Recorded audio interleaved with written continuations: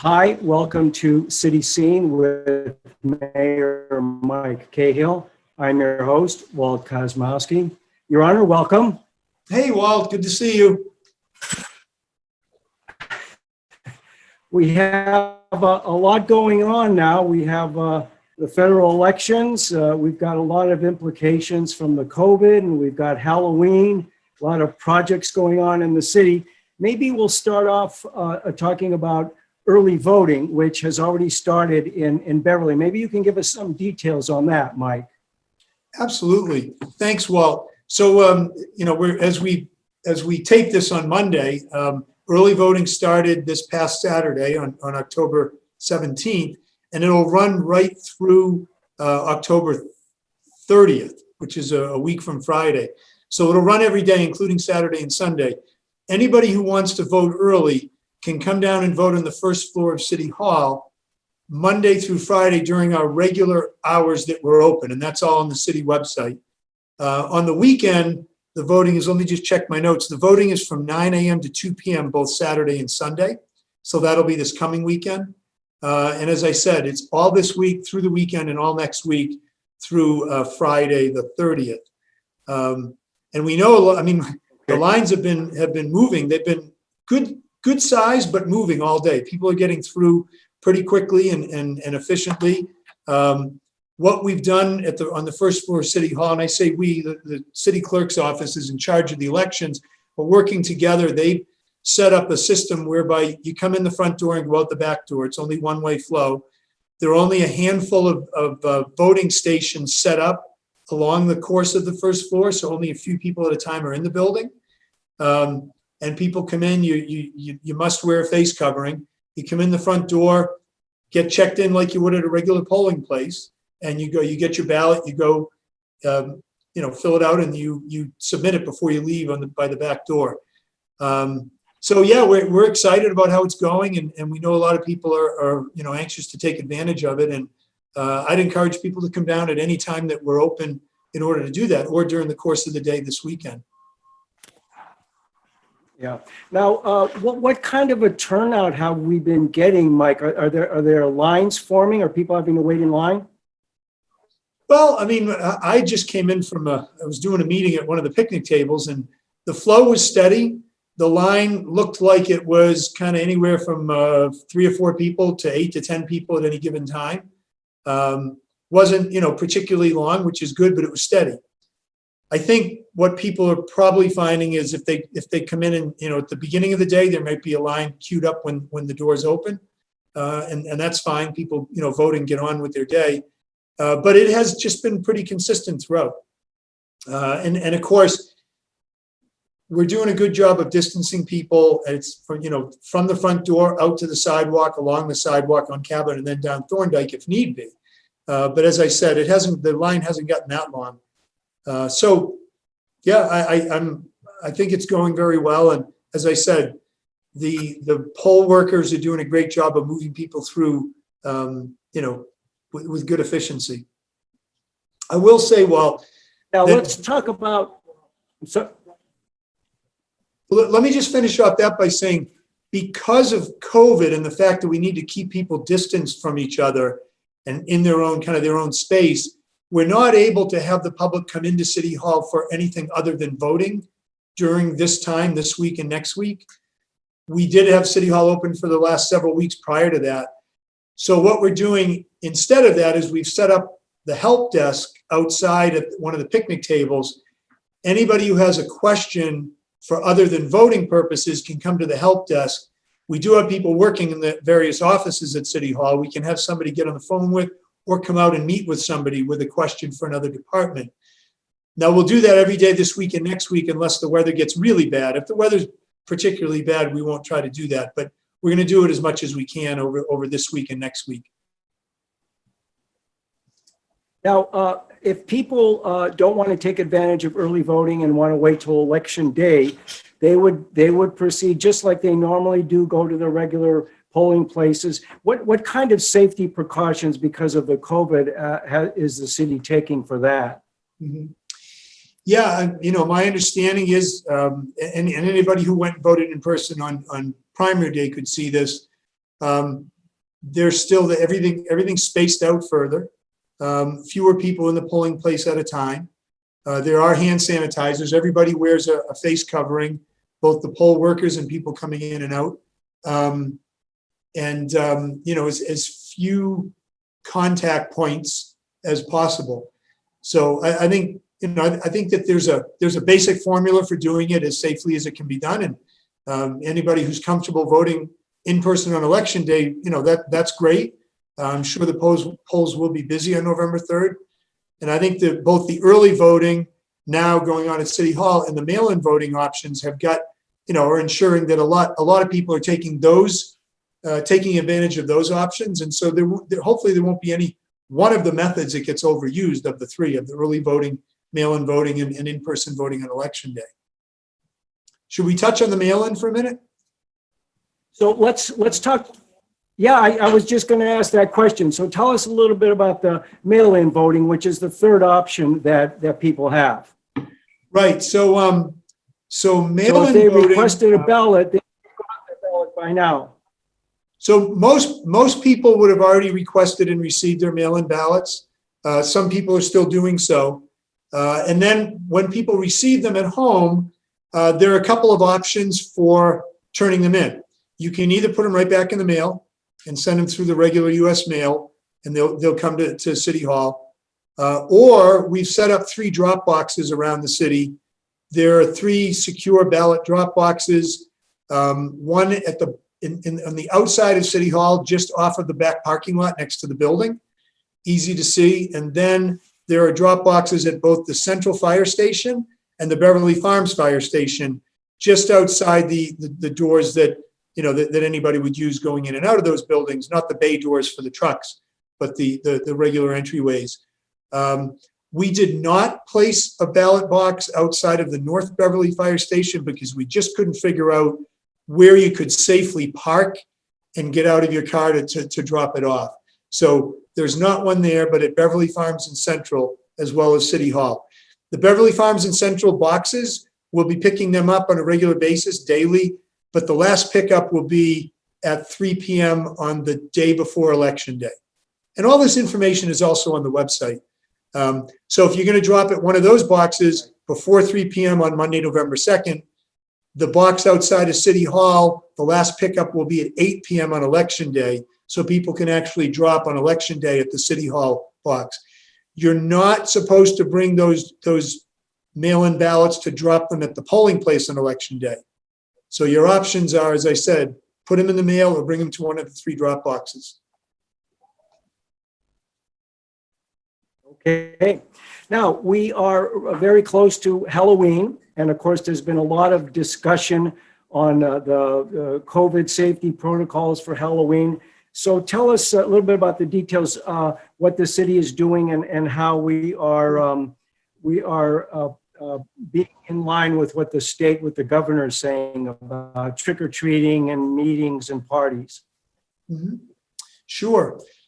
So we just put out a message last Friday about this.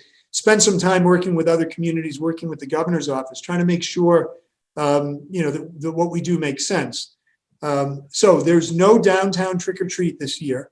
That's the event usually sponsored by Beverly Main Streets, and we all love it.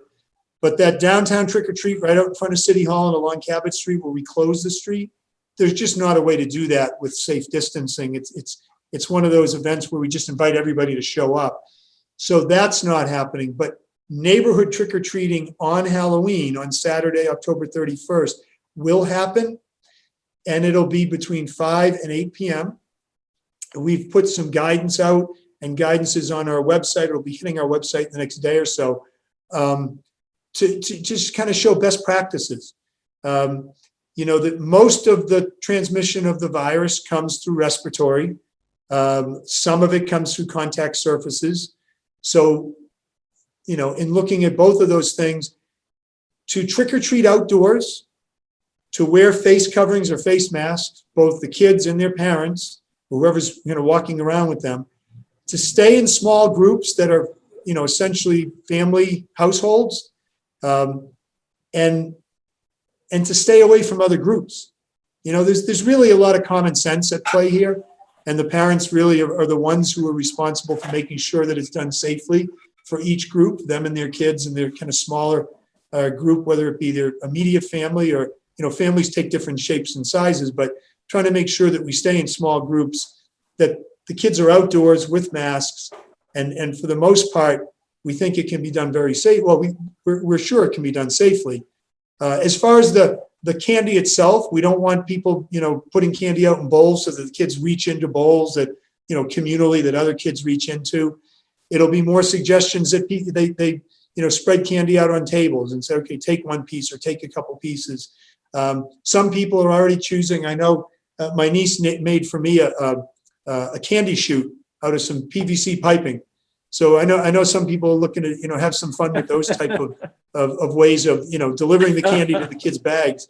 But it's really just about being thoughtful. I've already said in my recommendations, if you can get your kids to get all the candy they're going to get, then put it aside for a couple of days. We know that the virus lives for certain periods of time on different surfaces, but if you leave it aside, then you can feel comfortable after a couple of days. I know it's hard for kids not to want to get home with their candy and just dump it out on the living room floor, sort it into different kinds, kind of count their loot, maybe do some trading. I get all that. So really, I think it's about being thoughtful about what you touch, not touching your face, washing your hands, whether it be with warm soap and water or hand sanitizer, and really just being thoughtful about those things. We've gotten real specific in the guidance that'll be on the website. We'll try to get out to people in various ways, but that's the crux of it.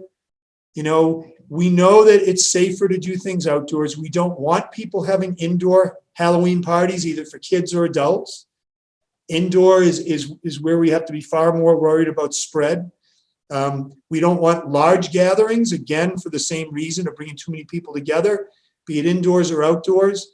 If you're in a fairly enclosed outdoor space, even though you're outdoors, if you and I, Walt, were standing a couple feet apart and chatted for 10 minutes, 15 minutes, if one of us had the virus and was contagious, there'd be a good chance we'd give it to each other, right? So we've got to keep all of that in mind as we try to find a way to, keep something of the familiar for our kids in their Halloween celebration. And that's really the whole point of it. We believe that we can collectively do it safely outdoors with neighborhood trick-or-treating far better than with large gatherings, parties. None of that really makes sense right now. Now, Mike, I know that you are very conscientious about using your community phone calls that you make to the community about getting out information on a regular basis. I've heard that some people may not that some people may not get that call. How can they be sure that they are getting that call, and what can they do about that, Mike? Right. So a couple of things. Well, first, just so everybody knows, if this weren't, these are very unique times. In a typical year, we probably only use that phone call option between 15 and 20 times in a year. It's for snow emergencies and any other type of emergency that might come up, and for some regular kind of seasonal or annual events that people want to know about. So in a typical year, you're certainly not going to get bombarded with calls from us. During these times, when in the early days of the virus, I think I might have been doing about 2 calls a week. It's kind of scaled it back to 1. I did 2 calls the other day in one day, but that was pretty, unusual. It was this kind of information we needed to get out about voting, about the holiday coming up. But even now, we're trying to do about 1 check-in a week with hopefully helpful information. So anybody who's concerned that, they don't want to give us their information because we'll be harassing them, we try to be very thoughtful about using the tool. And as far as signing up, you can sign up your home phone or your mobile phone, your cell phone, by calling us directly in my office or by going on the city website. There are a couple of different ways to find the link for signing up for these calls. It's some people call it a reverse 911 phone call system. There's a brand name of the product we use. It's called Swift 911. That's what you'll look for. And we'll try to make sure that it's prominently on the homepage of the website. Yeah. So we've talked a little bit now. We've mentioned the COVID virus several times here during our talk. So let's talk about what's happening in Beverly right now. What are our infection rates, et cetera? What are the hospitals doing? And what kind of recommendations does the city have? Because I know that a lot of people sometimes with this goes on day to day kind of can get a little bit jaded with all the things they have to do. What recommendations do you have, Mike? Sure. So we've been tracking on a daily to weekly basis what's been happening with the virus, obviously for several months. And in Beverly, we've done really well. I would say, most people have been tremendous about, paying close attention, being thoughtful, wearing masks, keeping a distance, avoiding those type of gatherings that might, threaten to spread it. So it's been good in that sense. We, like no community or no group of people in the history of the world, are perfect, right? But that said, we've seen a spread, or I should say an incidence in our community of kind of averaging a new case a day for about the last 4 months. And that's really good. That's kept us down. It's really prevented any significant community spread. We've also benefited from really good outdoor weather. And I think we need to be, mindful and realistic about the fact that it is getting colder, that we are going to be headed for more indoor time. And we continue to track, as I said, the number of new positive cases, the number of cases that we have per 100,000 people. You extrapolate that out, given that our own population is about 42,000. We also track, with the help of the hospital, data on how many people are sick with it. Because as we know, testing with it doesn't mean you're going to get sick with it. Not testing positive for it doesn't mean that somebody doesn't get it and carry it, because so few people ultimately get tested, right?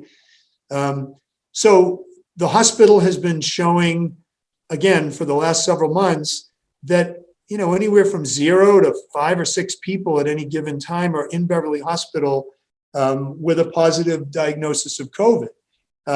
Beverly Hospital's COVID count was 62 back in late April during the surge. That meant on any given day, and certainly the days that were at the peak numbers, we had 62 people inpatient at Beverly Hospital positive for COVID.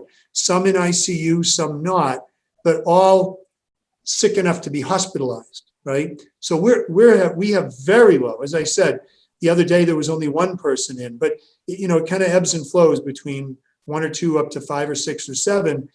We haven't seen any concerning yet spike in those numbers, and we hope to keep those numbers down. Look, we all know that a lot of people who get it stay asymptomatic, but that's both good and bad. It means that some people who get it and can transmit it aren't getting sick with it. So that's why the importance of the measures we take, right? Masking, distances, hand washing. Now, one of the things we hear about constantly from all sectors of the country is how it's affected the economy of the country. Can you give us a little bit of idea about how it's affected the local economy here in Beverly?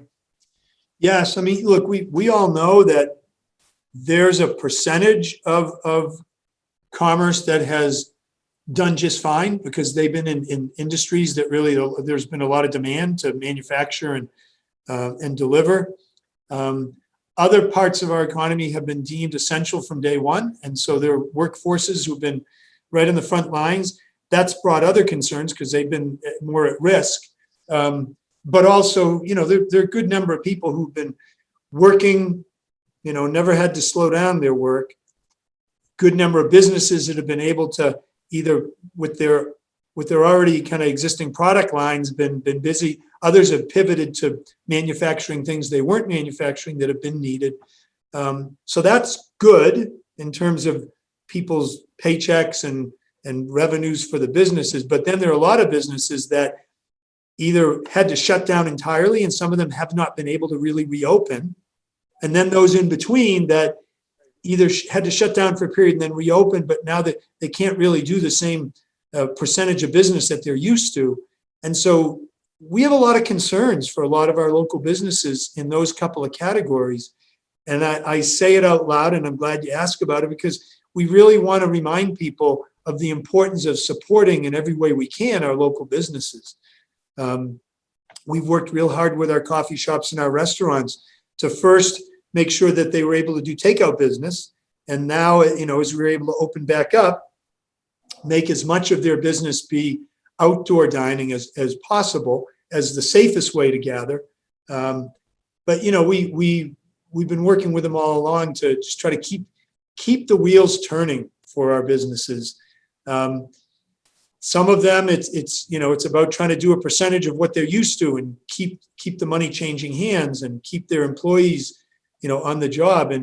And we know that, a lot of people in that sector of our local economy aren't thriving. We want to just keep them moving and keep them surviving, because we're all going to come out on the other side of this, right? So we certainly hope we all do. We know that our community will, and our country will.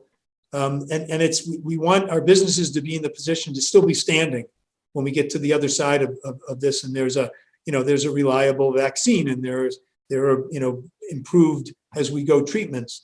So a lot of this is just trying to keep our businesses standing. So anybody who can buy gift certificates, anybody who can get takeout, anybody who, depending on your own ability financially, depending on your own comfort level, to go and patronize safely, obviously, is the key. But our local businesses in every way we can to keep them moving. Now, we're working with our partners at the state level and at the federal level to try to make sure that the financial resources keep coming. There was some good resources initially from the federal government to a lot of companies and employees. We've tried to do our part. There's a modest, but it's real money. It's just not enough. Program through state CDBG funds that the city is offering to small businesses with 5 or fewer full-time employees that can try to get some help to tide them through. They're modest amounts, but it's worth looking at. Anybody who has a question about that should reach out to my office. There's a lot there, Walt. I don't want to just ramble, but I think maybe the overall message is our small businesses matter to all of us. Anyone who has the wherewithal to patronize those businesses, please do, because we want them all to be here when the pandemic is under control and we're out the other side of it. Well, that's good information. We're almost out of time, but let me ask you one final question, Mike. Sure. The city has just hired a sustainability director. Mm-hmm. And so why do we need a sustainability director? What are the functions and expectations of that position, Mike? Sure. Yeah. So first, I'll just say this is a full-time professional position, and we had initially looked to try to propose this in the FY 2021 budget for this year. But when COVID hit, it seemed clear that it wasn't really the right time to try to push adding a position to our budget in such a difficult time for people to pay their taxes and whatnot. So we have this climate action planning process underway. We're together with our partners in the city of Salem, where we're planning for how to address the impacts of climate change, coastal flooding, kind of the volatility of weather and storm events and heat concerns. So we're trying to focus on the planning of that and of how we drive down our greenhouse gas emissions, because the main way in which we as a city government, in which any resident or business of the city generates greenhouse gas emissions, is through our buildings and our transportation system. So however people get around, and the electricity, heating and cooling in their homes and their offices and all that, those are the ways in which we need to find ways to transition to renewable energy, so that we don't continue to promote, to kind of worsen the impacts on climate. So we thought, let's focus on the plan, and when the plan's done and we're past the other side of the virus, hopefully we'll be in a position to hire the person. But then somebody called me and said they wanted to fund the position for us. So we looked into that. We had to make sure that this was real and genuine, and it turns out it is. It was and it is. an individual, with a charitable mindset, has made a donation to the city of $100,000 for this fiscal year to cover 80% of the cost of the position and related expenses. Now, we may not spend that whole 100,000 because it's meant to cover 80%. We've hired somebody. There's a salary cost. We've hired the person at $85,000 a year.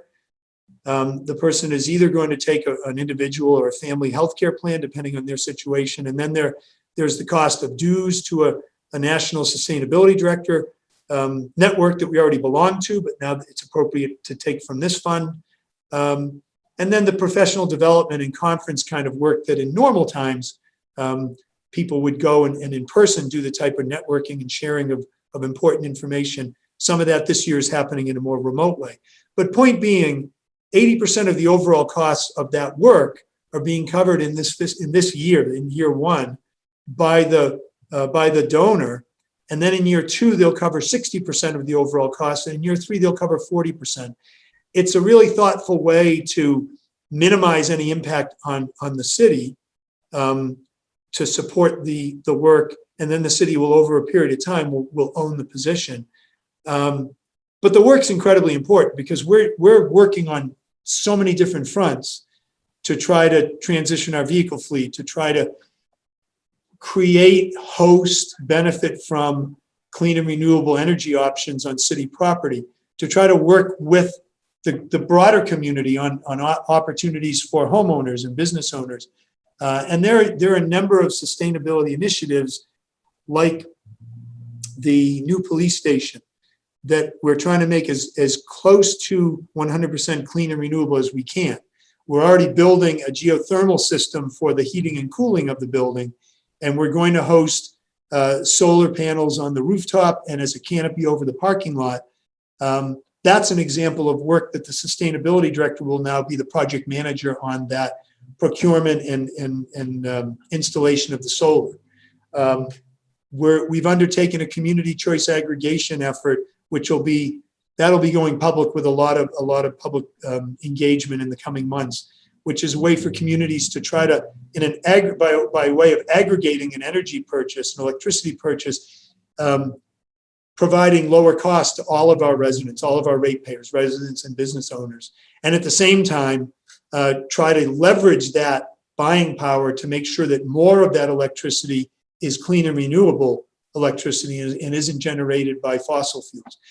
So this person will now be the project manager for so many of these different projects, which has really landed on my desk a lot, on the city engineer, the city planner, the grant director, the commissioner of public services, the chief of staff. There are any number of people who end up having to touch this work. And now to have somebody who can really oversee it, manage it and drive it forward is going to be a great thing for our community. Well, we are out of time, Your Honor. Thank you. That's very good information. And I'd like to remind our viewers that you have been watching City Scene with Mayor Mike Cahill. I'm your host, Walt Kosmowski, and we'll see you next time.